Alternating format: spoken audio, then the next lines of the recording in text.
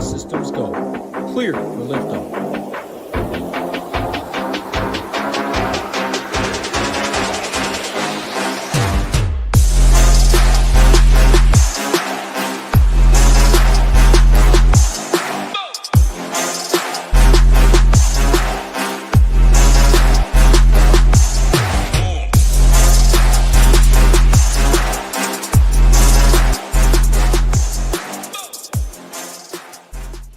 What's going on? Go Collect, Little Neck, Jason, Gang Green, Coach, Wins a Lot, Luis, and my man Hebrewcheetah. Excited to talk through this 5-game slate, 5 games on FanDuel and DraftKings. And then it's 3 hours later, I want to say. I think it's 11 Eastern is the nightcap game. Again, FanDuel, DraftKings don't have it on the main slate. Showdown contests are solid, though. NBA Showdown slate plan. Shout out to our man Little Neck, who I already said hi to. Monday through Friday does a great job there. So if you can't be around your computer from 7 to 8 Eastern today, you should not be playing the main slate.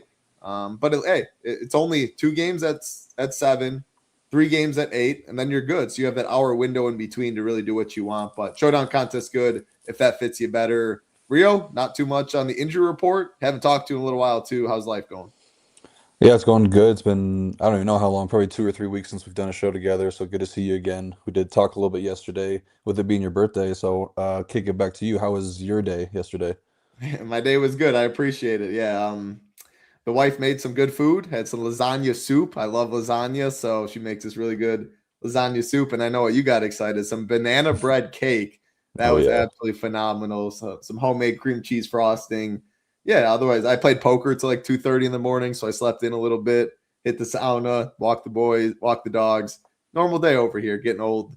But yeah, had a great day, and yeah, pretty much the same thing going on today. I already walked the dogs, playing some basketball, go to play some poker, living the dream over here. So nothing after that. We got Cody in here, we got AFC, we got Brock, William, Scooter McGavin, Mike. Appreciate everyone hanging out. Again, all we ask is like button and subscribe button. Helps us out a ton. Yeah, any broad slate overview besides like the injury report? I mean, Wemby, Ant both questionable. Ant midday downgrade. That game's at 6. Wemby questionable. Game time decision. You said pre-show we were talking a little that you do expect him to play. The thing is, though, I do think, at least in terms of ownership, but the first 2 games have more appealing fantasy options, I think. So obviously, if you play a lot of lineups, you can mix around your portfolio, but I think more ownership will kind of go to the first 2 games. Not sure how many spots I'll have in the last 3. So unless you do think Wemby or Ant's out, you might have to adjust a little bit, just like Harden on FanDuel yesterday. On Q tags like that are late, you can adjust projections a little bit, drop him. Like if you don't think Ant plays, you can drop him to 0 and you can bump Randall and those guys like that. Are you going to be doing anything like that? And then any broad slate before we go game by game? Yeah, I'll definitely be building with the idea that Ant is going to miss because it's going to be really tough to get to a lot of Julius Randle tonight. I think I was going to kind of loop this into the broad slate overview, but power forward position is really, really strong tonight. And a lot of the ownership is going to go to some of the guys in that first 2 games with Paulo and Mobley getting a good amount of ownership already. And then you got guys like Zion a little bit later. LeBron's getting a little bit. Siakam is another guy that's looking like he's going to be somewhat chalky. So I think it'd be smart to at least dedicate some of your portfolio to the situation that Ant is out tonight, and you could get some really, really good ownership on Randall. He would project as one of the better values at the power forward position for me. And I also think when we get to that game, we'll talk about some other guys that I like. But yeah, I do kind of think that Ant is closer to being doubtful than he is questionable. Midday downgrade with the questionable tag, usually not a good sign. And then, yeah, like you alluded to, I do think Wemby is back tonight. Sounds like he's going to be coming off the bench. So a similar situation to what we had when he returned from injury a few weeks ago, which kind of sucks. I was hoping that he was getting closer to full pretty soon, but seems like he's going to be capped in like the mid to like low upper 20s is what I would expect from him tonight. Good breakdown. Yeah, but what you do with the and stuff is important. Again, just 2 games at 7, then all 3 games at 8 Eastern. So you at least just have 2 lock times. But we'll go first game of the night through the last game, the first game, Cleveland Cavaliers and the Indiana Pacers. We are looking at 236.5 total, 6.5 point favorites are the Cavs. Injuries for this one, the Cavs will be without Donovan Mitchell. And then Jalen Tyson is questionable, which I guess I should have mentioned that he's not nearly as important as Ant and Wemby. But without Donovan Mitchell, no Tyson would open up even more minutes for guys like Sam Merrill, DeAndre Hunter. Going to the other side for the Pacers, no Benedict Mathurin. That is it for that side. Yeah, I think a decent amount of ownership. Again, we're sharing SaberSim. Shout out to our partner SaberSim over here. Going to Indiana and Cleveland. I'm going to filter them. And you can see that's some of the highest owned players we're seeing right here. Mobley looks too cheap. Power forward center eligibility without D-Mitch. You have Garland, solid price tag as well, getting over 20%. Then, yeah, these Pacers, McConnell, Neesmith, Siakam, Michael Potter. I don't know if he's even going to be 9%. But, yeah, this game looks pretty tough to ignore to start it off. How do you see it going down? You might want to check your microphones. I think I might have switched over to your headphones and started to get a little muddy at the end there. But yeah, you broke it down great. The Donovan Mitchell news is definitely the biggest one on the slate. As far as injury goes, we already have it, so we know what to expect from them. I think it's a pretty good spot for Cleveland offensively. They were struggling a little bit on defense. I think a lot of it was just due to them kind of having guys in and out of the lineup and not being super healthy with Jared Allen and Mobley missing games. But they're back to playing good defense, top two defense overall over the last 2 weeks. Still okay, kind of below average offensively, 18th over that span, but it is a pretty good bounce back spot for them offensively. Indy's bottom five in defense over the last 2 weeks, and they're also bottom two in offense. So I kind of think that there's a chance that Cleveland could run away with this game. Kind of leaves me a little bit less interested in the Indy guys, but I'll talk about it when we get to that side. But yeah, I think Mobley is one of the best plays on the slate. It's between him and Paulo. Just overall, I think those are two of the best plays on the slate, not even mid-tier or power forward only. I think that both those guys are just really, really good. Really affordable price for Mobley down to 7.6K. Really good matchup, good position eligibility, so you could even jam in like 3 to 4 power forwards tonight if you wanted to, if you could make that work. But we have like a pretty large sample over the last 2 years with this situation with Mitchell off the court, and he has a really, really strong fantasy point per minute production, 1.45 over that over the last 2 seasons. So yeah, really good matchup for Mobley. He's kind of one of the first guys I'm looking to tonight. Generally a guy that I'm looking to get away from, but the price is really enticing. I do think that he's got really good point per dollar upside at this price tag. After that, I think it's kind of clear that Garland is the next guy you're looking to. He sees a plus 6% usage boost with Donovan off the court. He's had 1.2 fantasy point minutes with him off the court this season, but over the last 2 seasons, 1.3. So even if it lands somewhere in the middle right there, that's a really good point per minute production for somebody priced at 7.2K. The only downside for him, which is really not that much of a downside, is that he will see a lot of Andrew Nembhard tonight. We all know that Nembhard's a pretty solid defender, but the way that the Pacers kind of don't really help off a lot defensively, they're one of the best teams at limiting 3-point shooting, but they do give up a good amount of pick and roll volume. So kind of a neutral to above average matchup for Garland here. So he'd be the next guy that I look to. No rules that I'm setting between those two guys. I think you can get to two of them.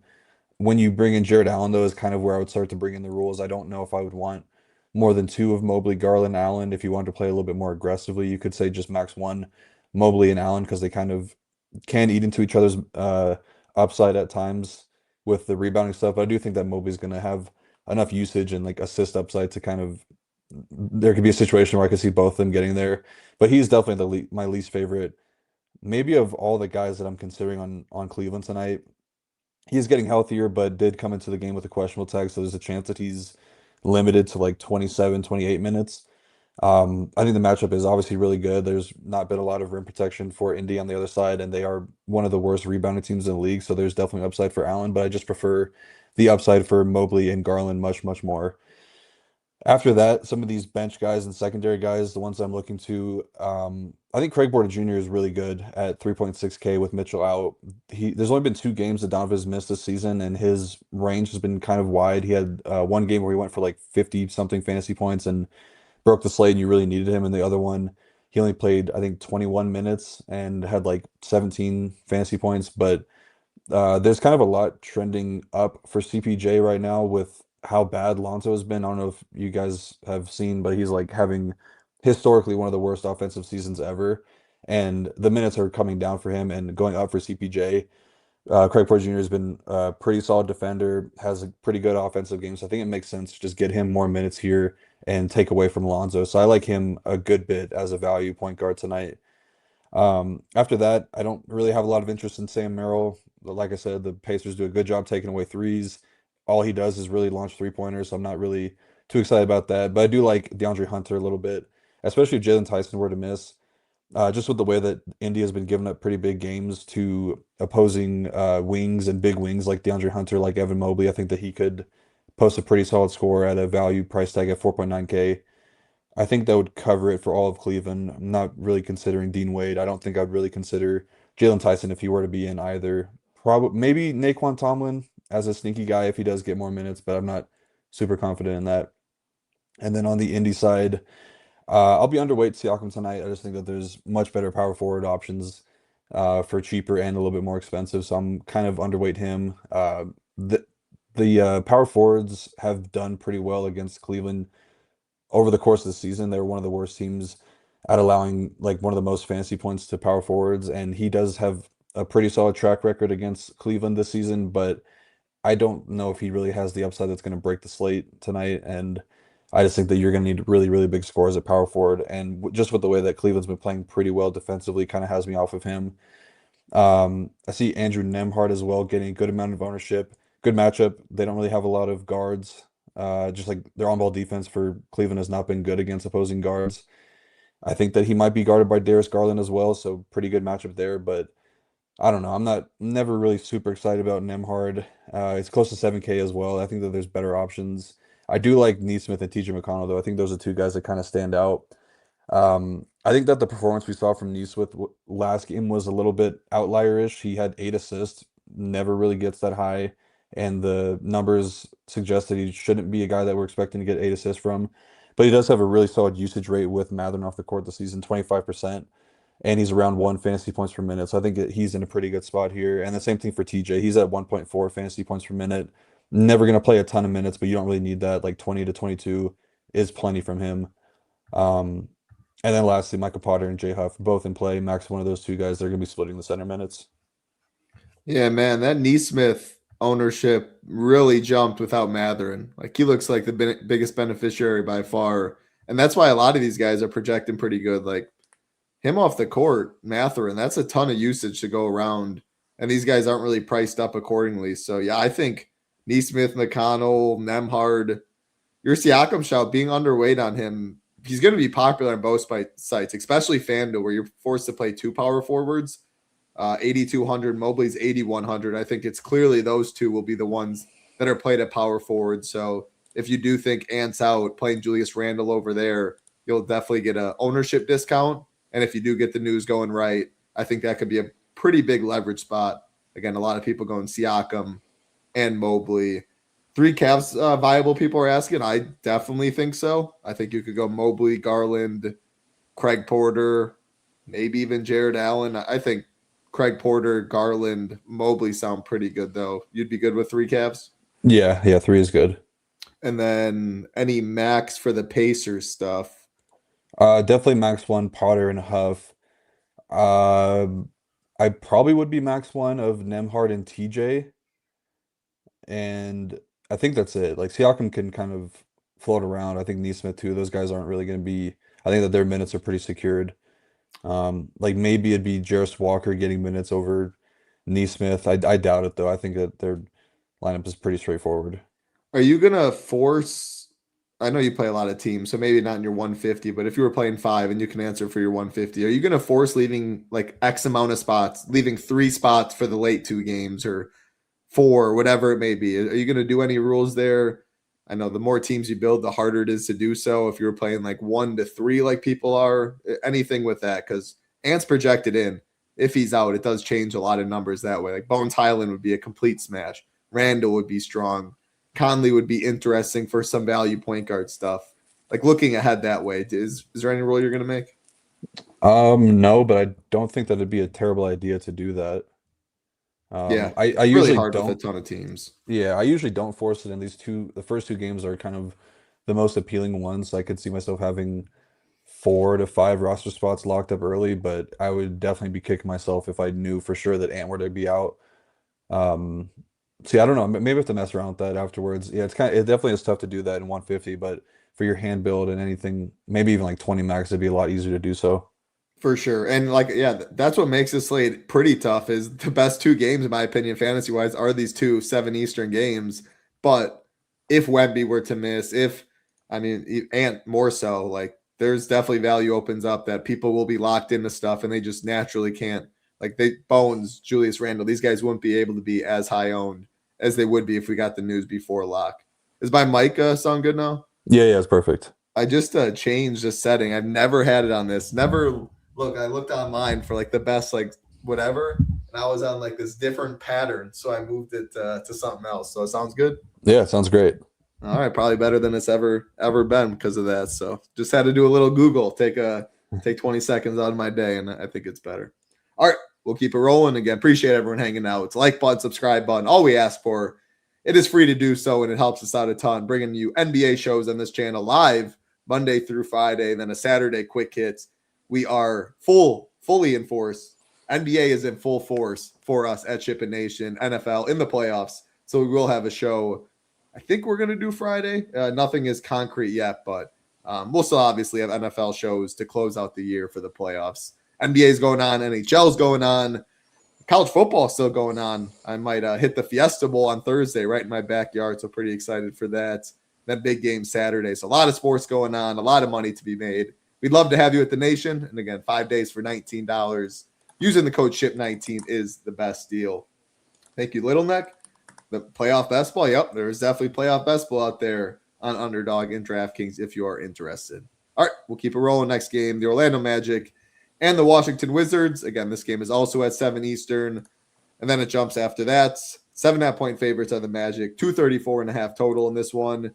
Injuries for the Magic. No Jalen Suggs. He is out indefinitely after getting dunked on by Bazulis. No, I'm kidding, but that was absolutely insane by Matez for that. Hey, shout out to Suggs, though. I always respect anyone going up to challenge a dunk like that. That's part of the game. Giannis talks about it, or has multiple times. He's got dunked on. It's part of the game. You try to block it, that can happen. Keyshawn George is out for the Wizards, as well as Corey Kispert. Another game, if we sort by ownership, yeah, there's multiple guys projected over 20%. The Magic, in terms of ownership projections, though, do have the 4 highest owned guys. Paulo, power forward, another power forward position. You mentioned Siakam. There's Mobley. There could be Randall later. It does seem like people do want to spend up when they are playing power forwards. You can obviously play 2. I think Paulo and Mobley and Siakam, 2 of the 3 will be very popular. And the more I say that, the more Julius Randle is interesting because you have to make a case to like adjust things to get him if we do not get news prior to lock. So yeah, take this game away, Wizards and the Magic. Yeah, Washington's been playing a little bit better defense as of late. Still bottom 2 defensive rating on the year, and then they're pretty much like towards the bottom of basically every category. I think the one category that matters the most is their rim defense. They're not dead last, but like bottom 5, bottom 6 this year at defending the rim. Orlando is a team that is top 4 in rim scoring on the year. So definitely a good spot for Orlando to get some points up. They're also giving up a lot of transition points. They're dead last in points per possession in transition score defense. Orlando's 17th, so not really anything to talk about there. But they are also dead last in rebounding. Orlando is 14th in rebounding, so a little bit of upside for guys like Goga and Wendell Carter Jr., who we'll talk about in a little bit. And then the main area that you really want to attack Orlando with is pick and roll scoring. They're always kind of a team that gives up a good amount of pick and roll volume. And with Suggs out, they're going to be a little bit thinner with their on-ball defense. So the guards are in a decent spot. It's mainly CJ McCollum. They don't really have a lot of really high pick and roll guys with Keyshawn George out. But yeah, the Orlando side, Paulo is going to be my favorite play. Him and Evan Mobley are like 1A, 1B tonight on the slate. Just think it's a really, really good spot for him with Suggs out. Going to expect a little bit more ball handling for him. He did flash triple-double upside a few times over the last month or so. We have a 450-minute sample of the season with Franz and Suggs off the court. He's just under 30% usage rate, 14% rebounding rate, 14% assist percentage. I actually think that's wrong. I think the assist is a little bit higher, but 1.25 fantasy points per minute is not great, but I don't really know like why it's so low, but we've seen him be a pretty solid per minute producer at times. So that's not really great for somebody that's 9.2K, 1.25 fantasy points per minute, but I do think he gets a really, really big boost with the matchup versus Washington. Played them earlier this season, only played 26 minutes, but put up 53 DK points. And then last season, he averaged 51 and a half DK points. One of those games, he was in like the low 30s, other one upper 40s, I think maybe even 50. And then he had 70 and a half against them last year as well. Fully unleashed right now, playing a ton of minutes. I really, really like Paulo tonight. Then I would group together Desmond Bane and Anthony Black. Obviously, Anthony Black is kind of one of the main talking points because he's having a breakout season, definitely in the running for most improved player, but probably behind my guy Keontae George. But he has a couple really big games as well, 58 and 60 DK points in the last week or so. One of those came against Denver. Um, I do slightly lean Bane here. I think that the matchup could be a little bit better in for him with the transition defense for Washington being really bad. Bane's always been one of the better transition scorers. He's also a catch and shoot heavy guy. Washington is bottom two in catch and shoot scoring this season. So I think the matchup does lean Bane's way a little bit, but we do have a basically an identical minute sample for Franz and Suggs off the court for these two guards, and it is Anthony Black that leads basically in every category. So you could definitely make the case that Black is the better play.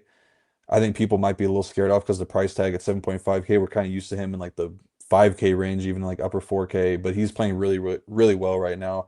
So I think you could definitely just kind of ride the hot hand, but I do kind of lean Bane a little bit here. I would be fine playing those two together, but I don't know if I would want Paulo in those lineups, so probably a max two of Paulo, Bane, and Black. And then there are some other guards that will be getting a little bit of ownership, mainly Jace Richardson. I would probably be max two of Bane, Black, and Richardson as well, and I think that would cover all the rules outside of max one of the bigs for Orlando. You want to chime in? I like Black.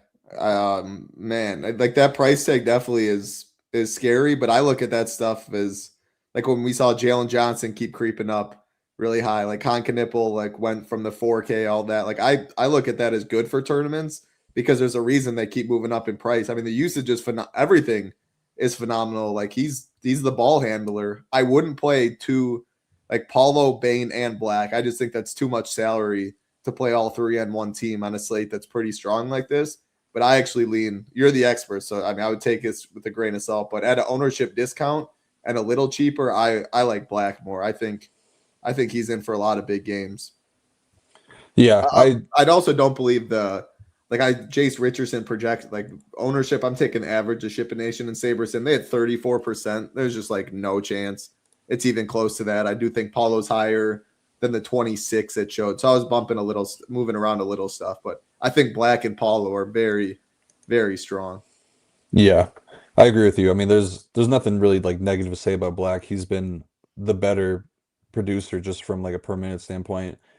So I don't know. Like if the How do you think ownership the usage goes? Like if it's these same guys for the next like 2 weeks and stuff, like how do you see it playing out? Like from what I'm seeing right here, like I think Black might have, I think it'll be really close, but I think like Black might even have a little higher usage percentage. I think he handles the ball more.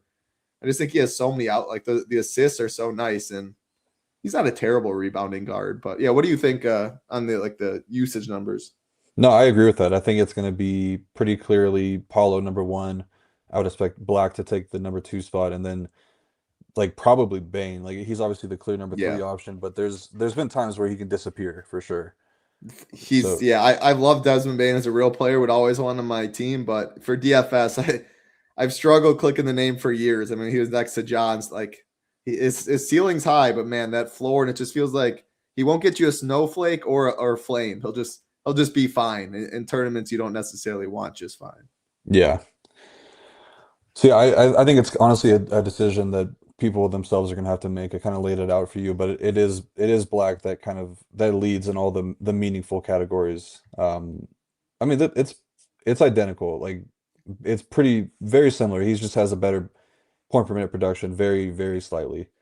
Yeah. Uh, And when it's really similar, cheaper ownership discount if you do believe in those, but whatever fits. I mean, it's one of those spots where if you're using Saber Sim and stuff and you like a team and it has Bane, roll with it. Maybe it's meant to be that way. And you could say the same with Black. But yep. yeah, Paul is really strong.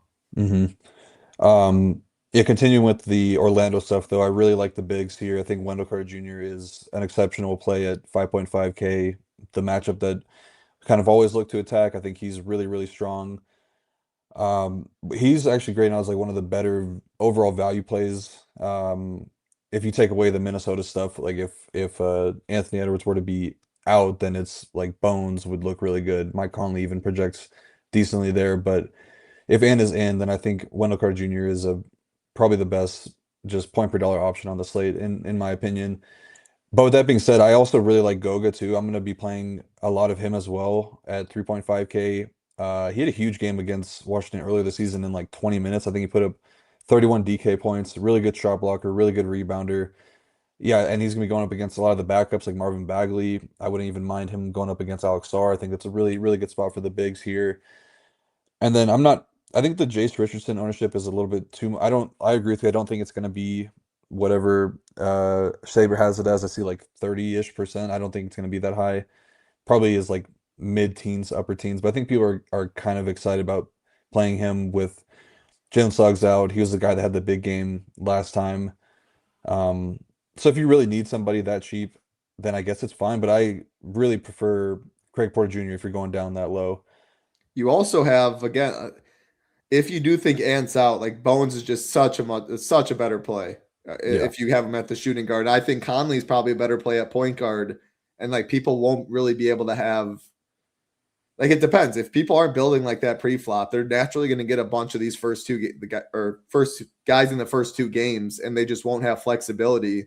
So I struggle with Jace Richardson just at that price. I would find like try and leave 100 with Bones, or you can't leave it because the game's already locked. I would just try and build more so for like fuck man, it is tough because I'm trying to look at some of these guards in the late games, like a KCP. I think I like KCP just because I have an easy, like he's fine if he plays, and then I have pivots in that Minnesota if I need. Whereas you Jace Richardson locks right away, you have no pivots there. So any thoughts on that?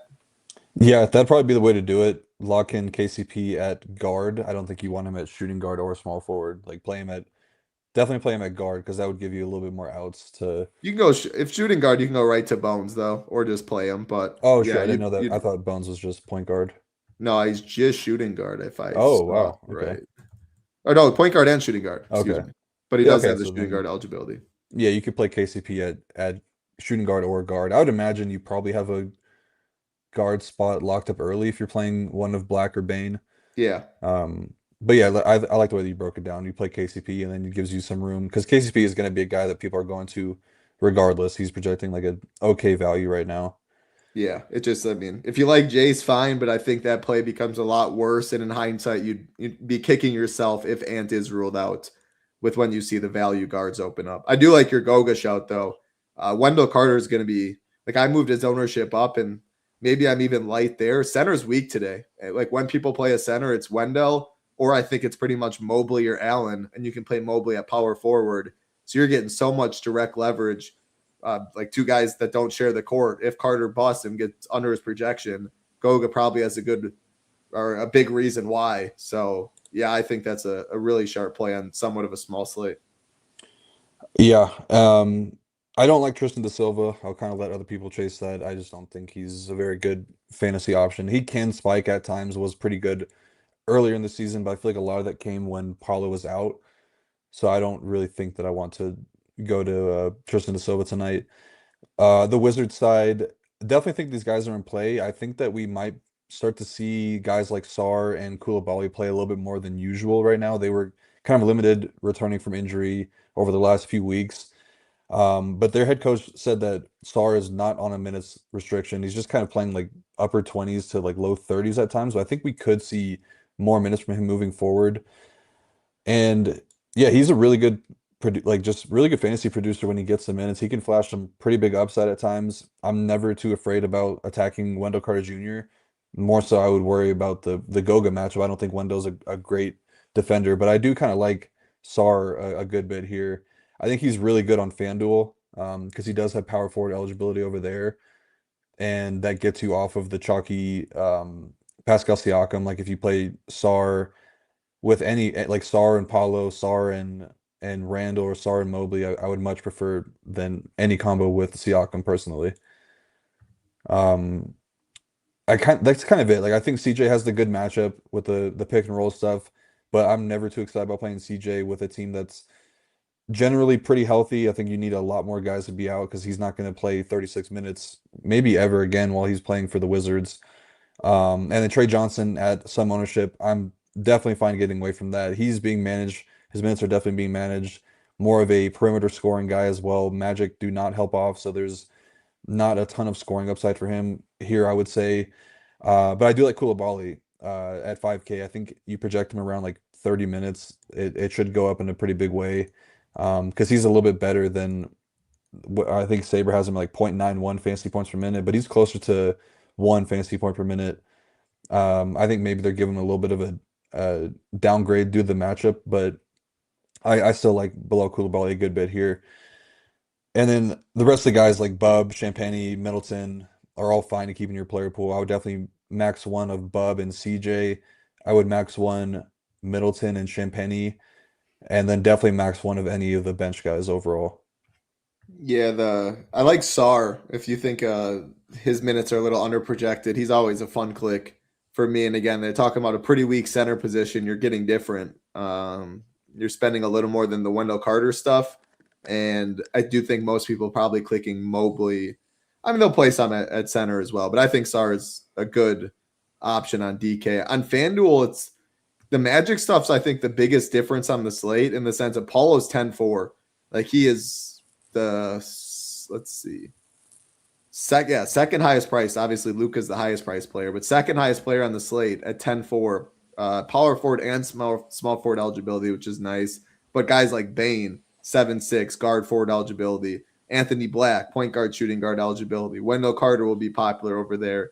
I think you get like it's not direct leverage, obviously. Like Bane and Paulo can still get there and stuff, but you'll see a big ownership discount on DK with Paulo or on FanDuel with Paulo compared to DK. And you could even, I think you'll see Bane and Black higher owned on FanDuel. So that's interesting. That's really all I got, though. Wizard side's definitely my least favorite of the four teams that we've talked about to start it off. All right, we'll keep it rolling. The Los Angeles Lakers and the New Orleans Pelicans tipping off at 8 Eastern. We're looking at a 244.5 total, the biggest on the slate. 5.5 point favorites are the Lakers. As far as injuries on the Lakers side, no Rui Hachimura, no Austin Reeves. As far as the Pelican side, no Sadiq Bey. Herbert Jones is questionable. I also should have mentioned Gabe Vincent is doubtful for the Lakers.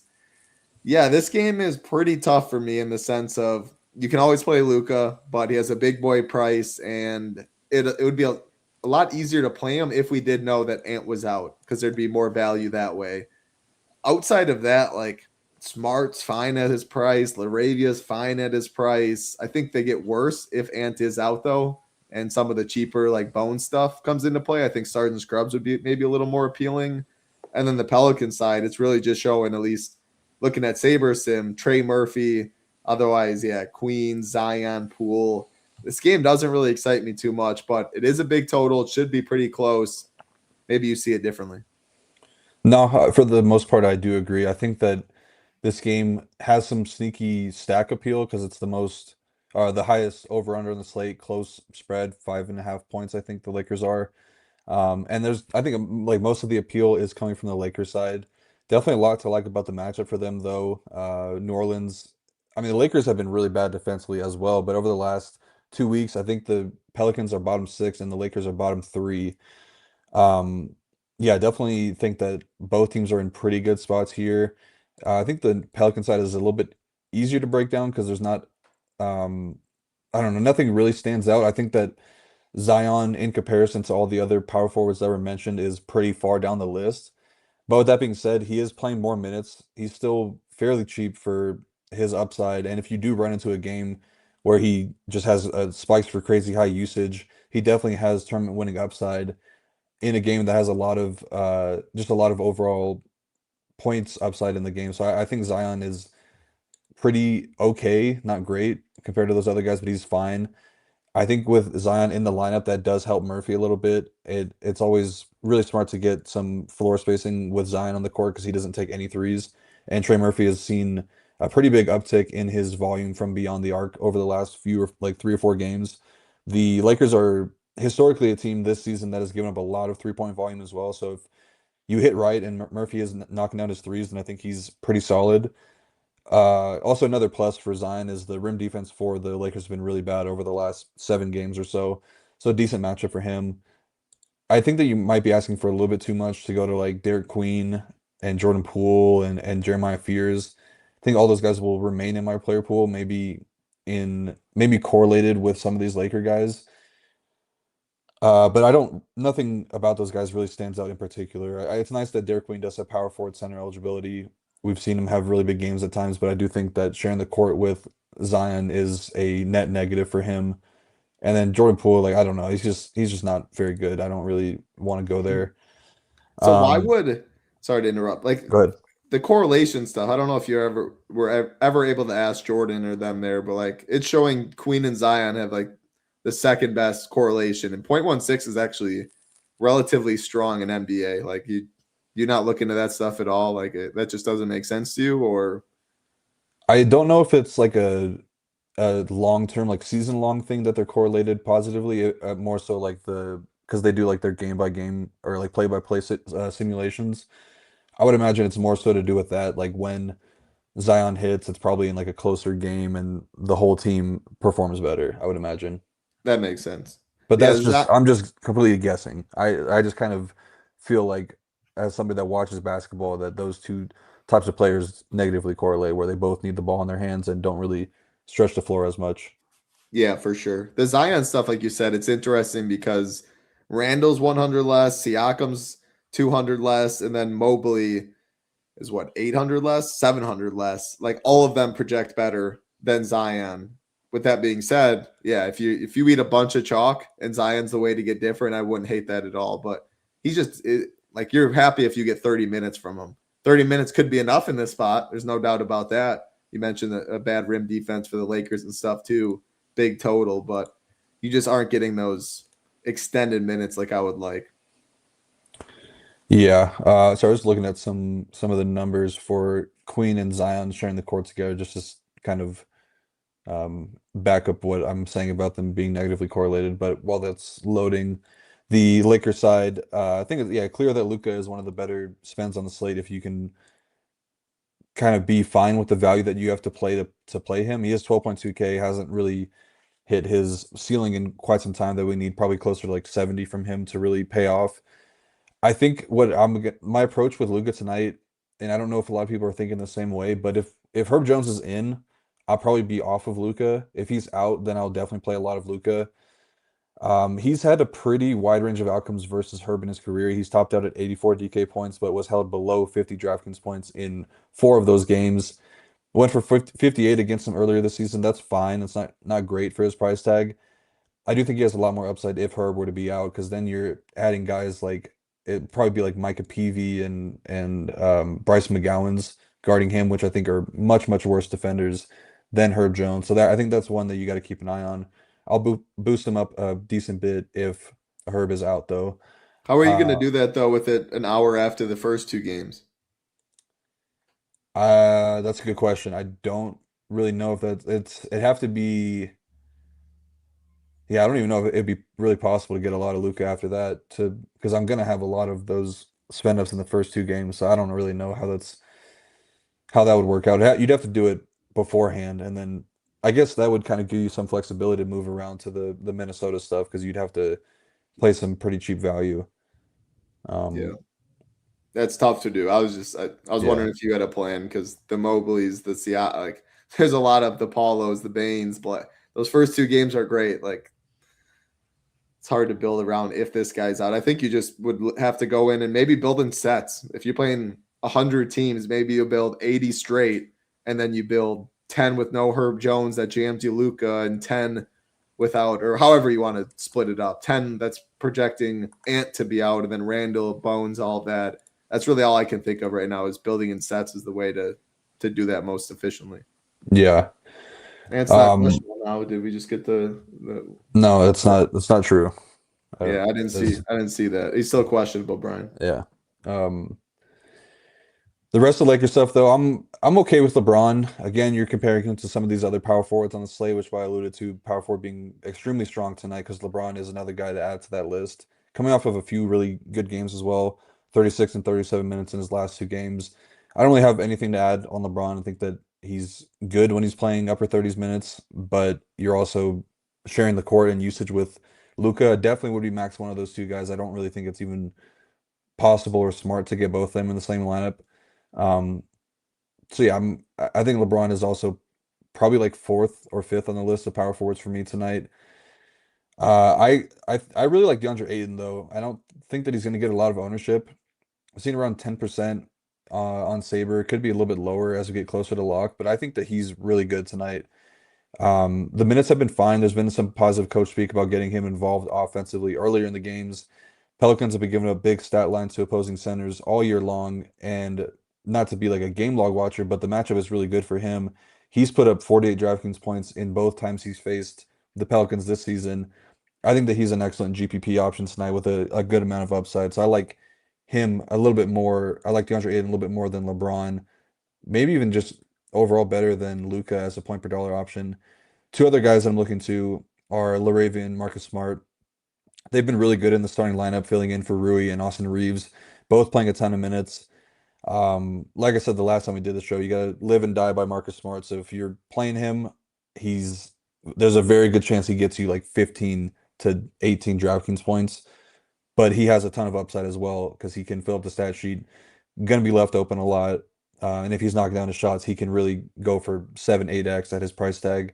I just think that the role overall, and it's easier for LaRavia to get fantasy points with the rebounding and assist numbers, but he's been scoring the ball really well as well lately. And 5.5K good price tag for somebody that's probably playing 36 to 38 minutes. So I'll take LaRavia over Smart tonight, but definitely going to get a good amount of both. I think that's it. I don't really think you need to mess with like Vanderbilt Hayes or any of these. And Gabe Vincent does nothing if he's in or out.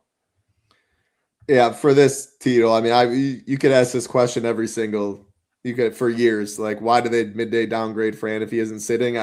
Teams do random stuff. They don't want to get fined. Like, they don't want to just randomly put, Ant's out or something like that. So they do it in the beginning. The NBA is happy that they actually report something. Then if he sits, it doesn't surprise anyone. Yeah, Rio leans, like a midday downgrade. Usually it's a lean that he's out, but by no means is it close to 100%. We've seen it a ton. I don't have too much really to add on the Lakers stuff. I think LeBron's probably my least favorite power forwards of all of them we mentioned. It's just, even in his solid games where he's playing these upper 30s minutes, like it's Luka's team. There's no doubt. And I don't know how many like 60 pieces LeBron has in him. I think if he's truly doing that today, then I just think this game fully is nuking. And Zion himself has like 65 or something. I'd much rather play Zion to be contrarian. 200 more is Paulo. I do like your Ayton shout quite a bit, though. Again, center's weak. Since Mobley is power forward, if you play him there, Wendell Carter, I think, will be the highest own. That's like just center eligible, only $500 more. So kind of a direct pivot right in that range. You mentioned the game logs. He's like, I mean, talk about floor ceiling, but the minutes spike and go down a lot depending on the matchup. So if he's getting 30 minutes, like Saberson has projected here at 12%, I remember last time you touted him, I think he was 1% owned. And Nuke. So yeah, I definitely like DeAndre, and I think that's a good call. I don't know how much like Luka and stuff I'll be able to get though, because you really have to play it. You want Herb to be out for him to be there, but also the value on the slate's tough. Even if Herb's out, but then Ant's in, it's still kind of tough. You're giving up a decent amount of projection. The Paulos, the Mobleys, the early games, the mid-tier build looks stronger there. So yeah, I think the best way to do it is build in sets if you do want to get more Luka. All right, keep it rolling. Next game on the slate, San Antonio Spurs and the Memphis Grizzlies. 238.5 total, 6.5 point favorites are the Spurs. On the Spurs side for the injury report, Devin Vassell is out. Victor Wembanyama is questionable. On the Memphis side, Ja doubtful, Cedric Howard out, and that is all we got there. Yeah, this is a game where if Wemby was out, I wonder even how much it would change stuff, because I'm not sure how much of the value or like how much roster flexibility and stuff we'd have, but I mean, Wemby's not being played at all himself, obviously, just center eligible. The minutes aren't there as much. But these guys are projected, or their salary is kind of like Wemby has been out, or he's playing his efficient role, is how I see it. So I don't really know if Wemby news does much at all. I think De'Aaron Fox would then be my favorite play, 7,900. But yeah, this game looks, I mean, it's the lowest owned in terms of ownership game on the slate. And yeah, probably my least appealing game as well. Yeah, totally agree. I think the Spurs are going to be pretty tough to get to in single entry. I do think that they all deserve to be in a player pool for MME tonight for sure. But yeah, like the Wemby stuff, it doesn't really change. Like, I don't think you're going to see like a massive spike in projection for most of these guys. Cornette would be the one guy that probably has the greatest opportunity to spike for projection. But I feel like Fox and Castle price appropriately, projected fairly appropriately. Maybe they get like 2 or 3 more points. Even then, that's not enough when you're comparing them to Garland's and some of these like Bane and Black. I still think those guys are much, much better. But I do think that Memphis does struggle with lead guards, so there is some upside for both Fox and Stephon Castle. I just think that Castle has more overall upside with the peripheral stats, so I would lean him. Um, but yeah, I think that the like matchup wise, that's a little bit better for anybody on the Spurs that is a catch and shoot guy. So that would mainly be like Champagnie, Keldon Johnson, Harrison Barnes. I would be max one of that grouping. I think they all belong in a player pool as well. Memphis, one of the worst teams against catch and shoot scoring. I feel like that's kind of Harrison Barnes music, but he's never the sexiest play. So I don't know. These guys are all fine. I would be max two. There's a couple ways you could do the Spurs though. I think it's definitely max two of Castle, Fox, and Harper. Max one of the wings like Champagnie, Keldon, and Barnes. I think you could, if you're going to be max two overall, which I think is definitely reasonable tonight, you could just be strict and say max one of Castle and Fox. And then I think that would pretty much cover it all. But I don't think I'll get to Wemby tonight, expecting him to come off the bench and not really play a ton of minutes. The Memphis side, a little bit more appealing. I do think that it becomes a pretty sneaky good spot for Memphis if Wemby is out, because I was looking at the on-off numbers with Wemby on versus off, and obviously he makes a huge difference defensively, but their defensive rating drops 10 points with him off the court this season.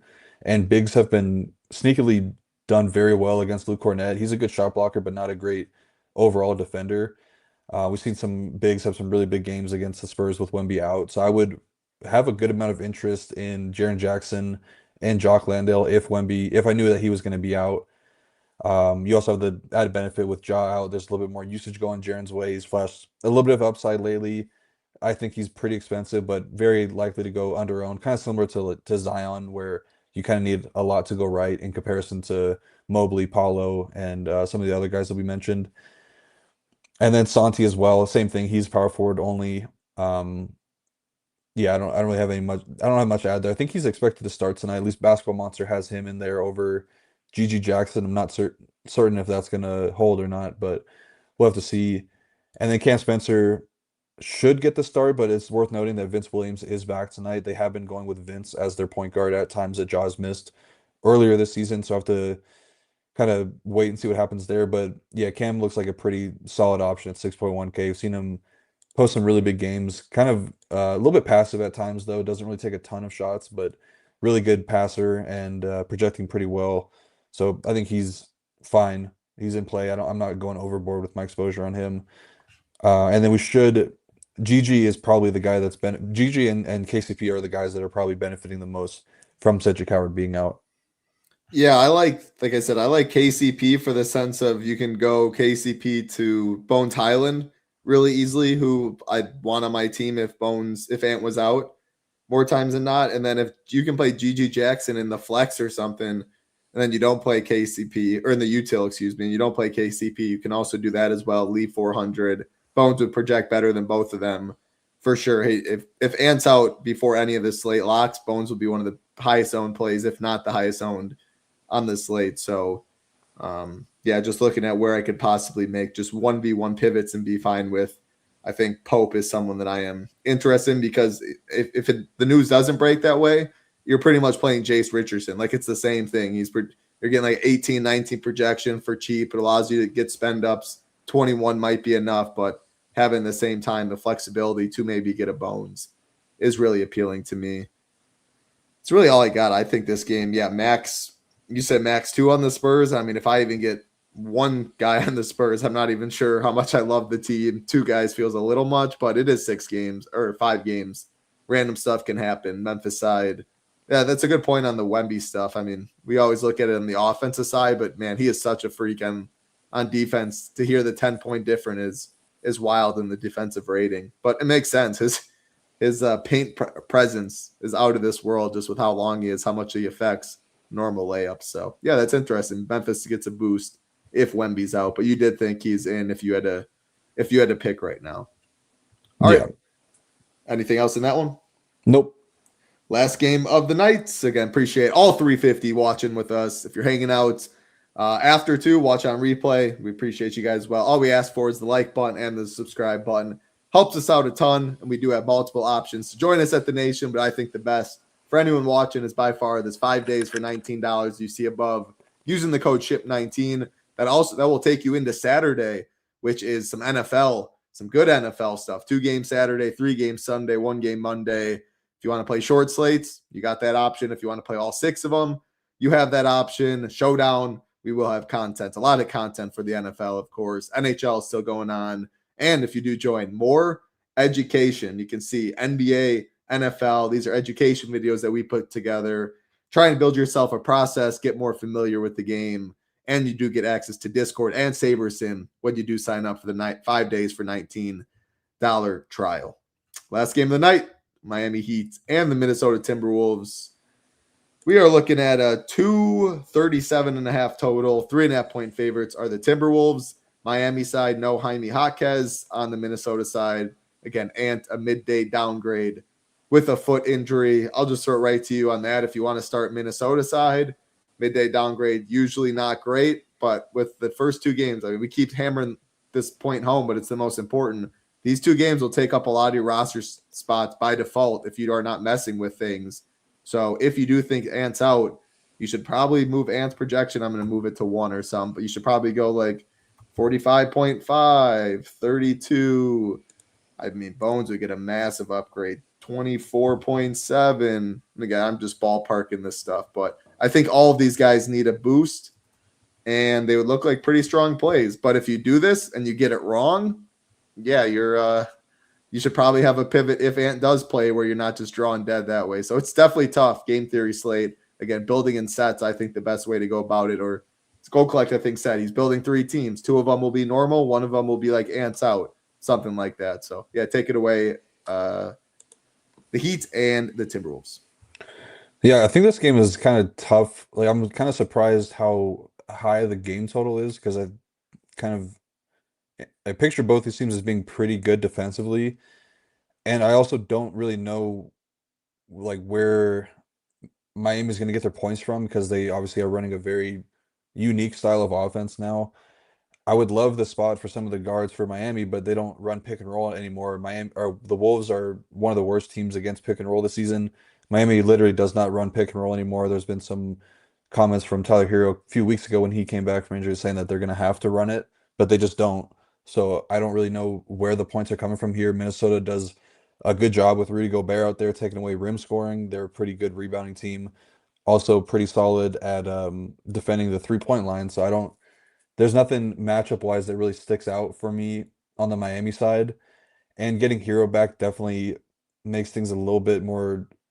It's just a healthier team with a higher usage guy in there that kind of complicates things a little bit. So I would say that Norm is solid at 7.1K.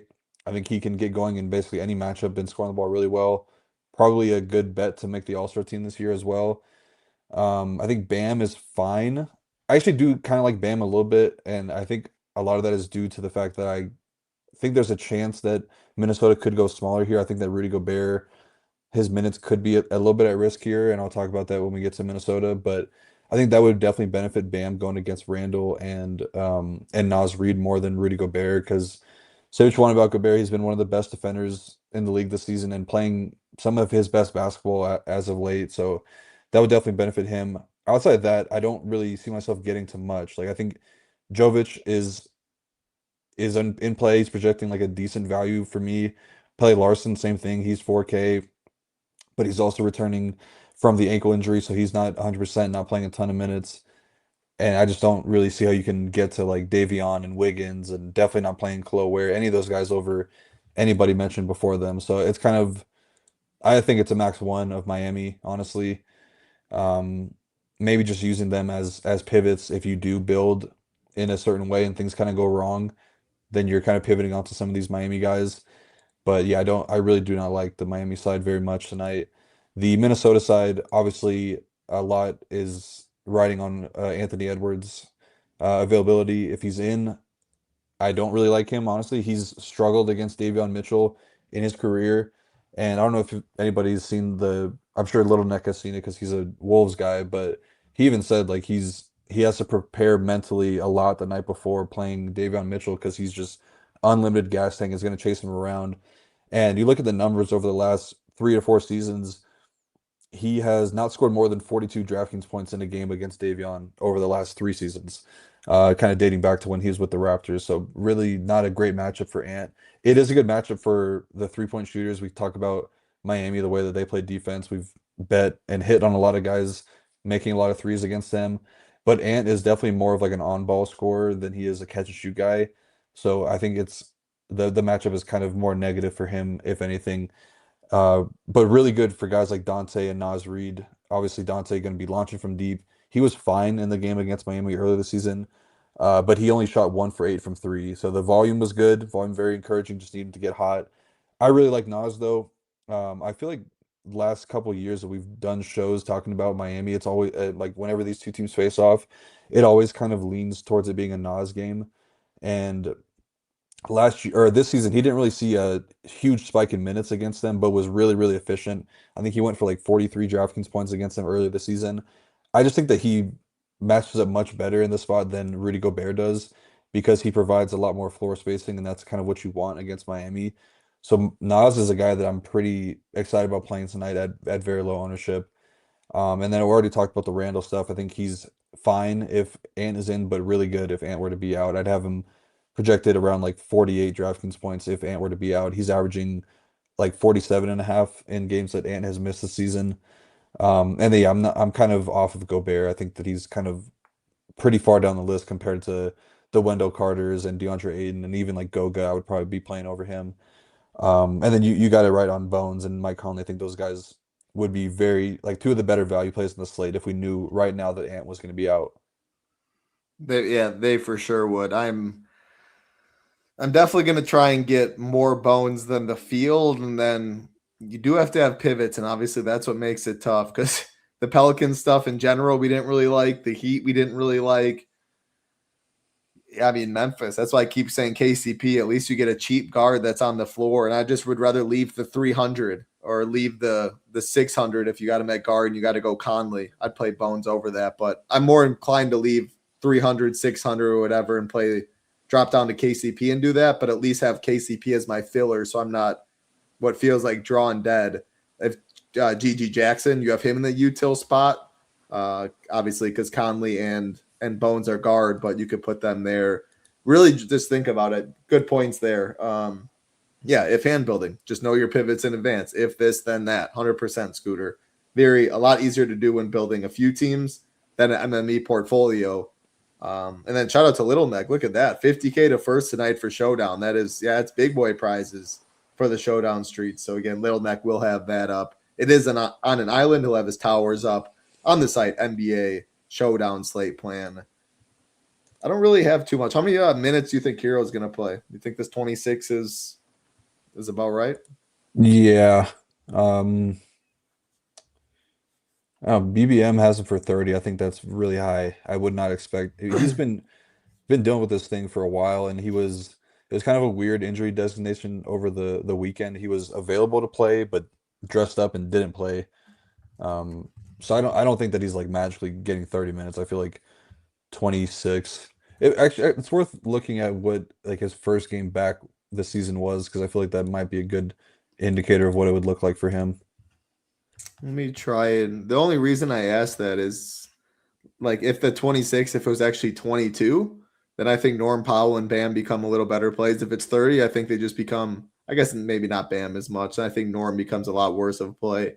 And to be honest, 30 minutes, if I were to get that from Tyler Hero, I'd probably have interest at 1% ownership, but His first game back, he played 29 minutes. 29, Yeah. 29, 32, 32, 29, 33, 34. Yeah, Okay. 26 might feel a little bit low. Maybe 28 is a good range for him. Yeah, again, the reason I say that, the more minutes that Norm's sharing the court with Hero and stuff, the less usage he has, the less his projection is. Obviously, they're thin plays anyway, but yeah, I think it's really clear just to wrap up the whole slate. These first three teams are good. I don't think Washington's that great, but I do think Washington's better than San Antonio. I think Washington's better than Miami. This game you can make a case for with the highest total and stuff, but pretty efficient pricing. And then, yeah, the Ant news is very big. That's how I got it again. 5 games, 2 at 7 Eastern, 3 at 8 Eastern. Have to plan for that Ant news at least one way or another. Be prepared for it at least. Any final thoughts for you? No, I was looking at the time, surprised that we did an hour on a small slate, but there was kind of a lot to talk through. Yeah, we always, I don't even look at the clock when I do. If it takes an hour 15, it takes an hour 15. If it takes 40, it takes 40. We're not here trying to waste your time. Time is valuable in this world. Yeah, we do our best to break this down. Nobody better in the business than our man Rio. You can't find his NBA slate plan up even when he's not on the show. NBA slate plan right here, his core report, him, Matt, Ham, my cash report right here. The Stone, the best in the business. Again, showdown projections and slate plan from Little Neck, normal projections and ownership for FanDuel and DraftKings to go along with more education, NBA, 2-hour NBA education video if you want to check that out as well. Again, you can get in as low as $9 if you just want it for the day, or you can spend an extra $10, get an extra 4 days, get some NFL content, maybe dabble in the NHL streets as well. We'd love to have you. Yeah, go ahead, Rio. You can victory lap right now, the regular season. Yes, sir. Easiest bet of the year, their win total. It was what about 8.5 or something beginning of the season. Well, how do you feel round one though? That some of these lines, like 3? I don't know if it's 3.5 right now. Packers a coin flip. Like you see some big seeds coming on the road, and books are giving a lot of credit to them. So yeah, are you nervous at all? Definitely, because I think that you could definitely make the case that our schedule is easy and we struggled against good teams. I don't know how good the Chargers actually are. I feel like they crumble under pressure a lot, but you got to travel to Foxborough. It's gonna be cold out there. Defense is getting healthier, so I think that we come away with the dub, but I am worried about who we would play in the second round for sure. I'm nervous for you. I really am. I think Herbert's a stud. I think, and the biggest concern with the Chargers is, I mean, their O-line. They can't block for shit. The Patriots, that's one of their, like, if Chargers, you hate when they play the Broncos. You hate when they play Houston, when they pin their ears back. If Herbert has time, I think he's as good as pretty much anybody. So I think that will be the deciding factor in that game. But I'm expecting a good one. Packers, Bears, a coin flip, 7-2. You don't see that every day. And then a 4-5. Pretty much the Rams get a bye at -10. But they were about that in week, whatever it was, 12, 11. And yeah, the Panthers upset them. So I'm really pumped to watch some football all weekend long. I'm also pumped to watch some hoops tonight, though. Big prizes out there on FanDuel and DraftKings. I entered the right contest this time. There you go. There you go. It might have y'all have good football teams. I mean, oh man, Rio's is better than mine. He's got the Raiders. Yeah, I see that. Hey, I think Raiders. there's some positives about the Raiders coming up though. New head Carroll's gone. It could be talking about it being Brian Flores and Brian Dable as their head coach and OC. So that's kind of exciting. You get the #1 overall pick, probably getting that Mendoza kid. So I think there's some stuff to be positive about as a Raiders fan. Yeah, I mean, Pete Carroll out and a new quarterback is really all you need. With Brock Bowers and Genty, you at least have a little more hope than it feels like some of these teams. That's all I got. Go Pack Go is right. Appreciate everyone hanging out. And good to see you, Terry. That's going to do it for us. Have a great night. Good luck in your NBA contest. Matt and Rio will be back tomorrow talking some hoops. For Rio, I'm Titletown. Be safe. Good luck. Peace.